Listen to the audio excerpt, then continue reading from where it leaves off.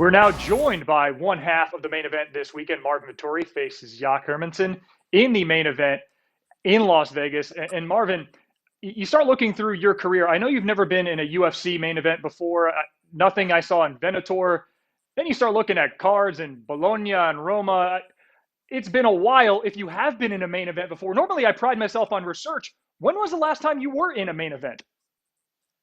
No, you're right. And I never been. I never been. And I kept telling myself, I guess the first time I'm gonna be main event in a card will be in the UFC, and here we are, man. What does it feel like to be able to say that and see that your name atop the marquee in a main event for the first time in the UFC? It's massive, man. Like it really gives me chills, and I'm soaking it all in. It's massive, man. Not just that, just like also I'm the first Italian to main event a card too. So it's massive, man. I'm proud of it. I'm really proud of it. Some people in that position, they'll say, hey, this is just another fight. You know, it is the last fight of the night, but it's just another fight. I'm going to go about this like any other event. Others say, no, no, no, this is the biggest fight of my career to this point. As you prepare for this mentally, which better describes how you're going into this against Jack Hermansson? It's Some people will say, "Oh, this is just another fight," to try to convince themselves that it's just another fight. But in reality, it's not. It's the main event. That means people are gonna mainly watch this show because of us. And but I feel like you need to know your mind, and you need to know that like if you can channel this energy in the right way, and like this extra support, this extra everything in the right way, it can help you a lot. It can give you extra.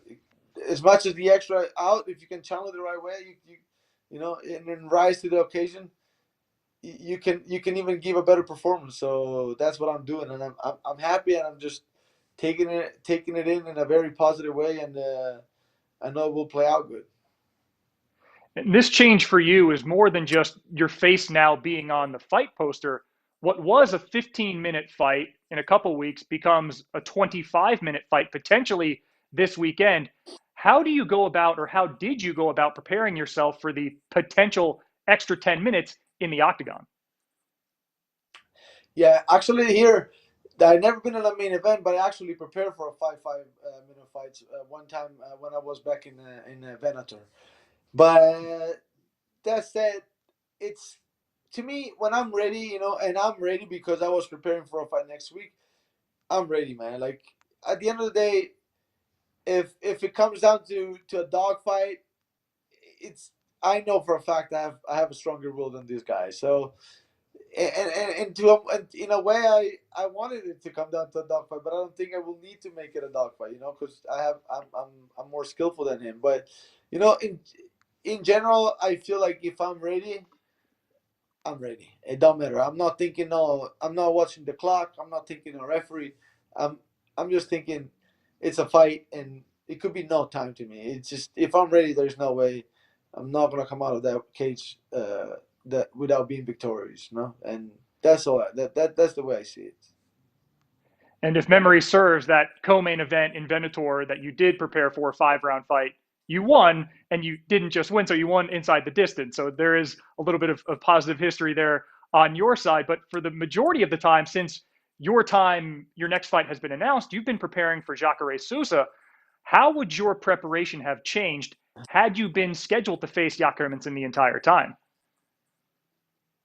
To be honest, not that differently. Like like I feel like mainly I'm always focusing on me first. Like I know that the way I train all the time. Like I just don't train for camp. So I make sure I'm ready, uh, and any fight, and I make sure like when I have a fight scheduled, I don't have to rush anything. I just have to make adjustments, and I have to, like form a game plan and stick to it.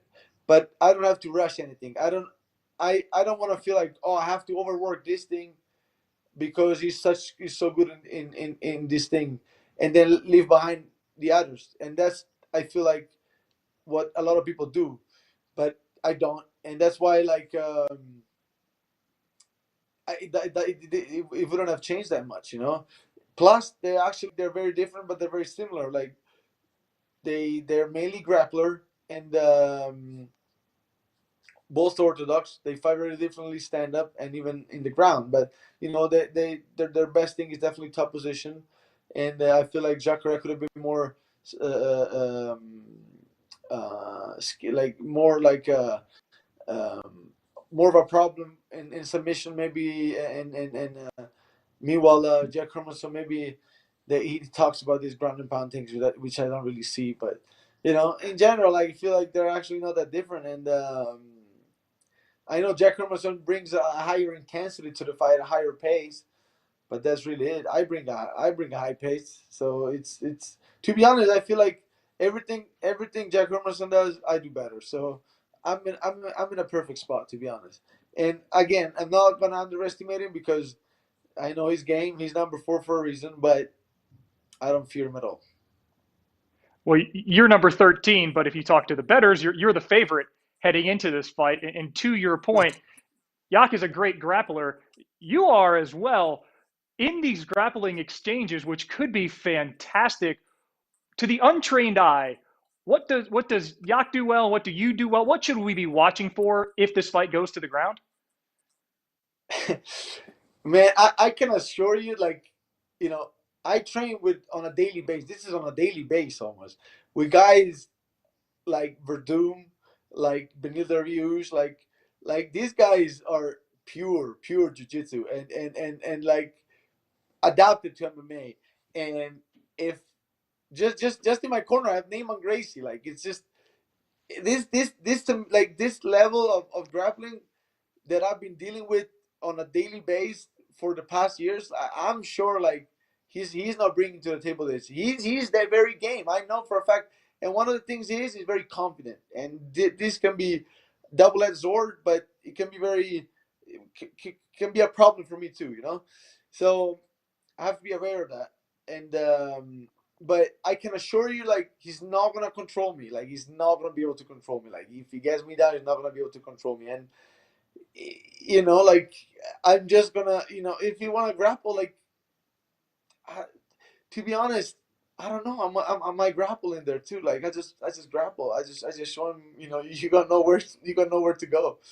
So it's fine. Like it's good. Like it's good, and I'm sure he doesn't think that way. He thinks he's gonna come in and beat me, and like I said, I'm not gonna underestimate him because I know he's a high energy fighter. He brings in a lot of like a lot of like movements, a lot of like moving around in the cage, But and he has good cardio, so I have to be aware of those things. But in terms of skills, like I don't fear his skills. He has been open about a toe injury suffered recently in training, and people were asking him, why would you be honest about that? What if your opponent hears and takes advantage? You're the opponent. You hear your opponent, Jack Hermansson, has a toe injury. How does that affect you? What was your reaction when you heard that he was injured and being honest about that? I didn't even know, to be honest. That's you're telling me this. Which toe that did he injure? Like he broke his toe? He said he sprained a toe. I don't remember if it was on his right foot or left foot. He caught somebody sparring. It's all over the internet, so I'm not I'm not breaking news in When did he general, come out? but he Just a did few days sprain a ago? toe. I believe it was a week or so ago. He talked to Ariel about it the other day.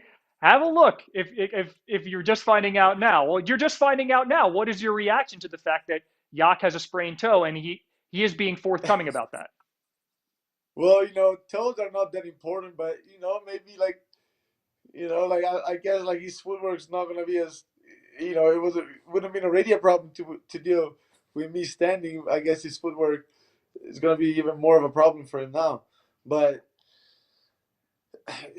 we all know that in the fight you don't like these things, little things you don't like. You almost are able, like in fights, you're almost able to fight through like back injuries. Like you hear DC like talking to a thing like that before he up his back and he was still able to go out and fight. Or like you hear like elbows, shoulders injury, knee injuries. Like so, I tell it's pretty like you can pretty. I think in a fight you'll deal pretty easily. But it's still an extra.